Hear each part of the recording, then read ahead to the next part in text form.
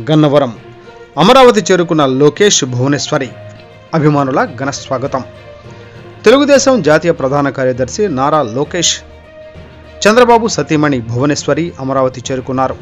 గన్నవరం విమానాశ్రయంలో లోకేష్ భువనేశ్వరులకు పార్టీ నేతలు ఘన స్వాగతం పలికారు. గన్నవరం అభ్యర్థి యార్లగడ్డ వెంకట్రావు, పెదకూరపాడు అభ్యర్థి భాష్యం ప్రవీణ్ తదితరులు పుష్పగుచ్చం అందించి ఆహ్వానించారు. గన్నవరం విమానాశ్రయం నుంచి లోకేష్ భువనేశ్వరి కుటుంబ సభ్యులు ఉండవల్లిలోని తమ నివాసానికి బయలుదేరి వెళ్లారు. ఎగ్జిట్ పోల్స్ ఫలితాలు కూటమికి అనుకూలంగా రావడంతో పార్టీ శ్రేణుల్లో జోష్ కనిపిస్తోంది.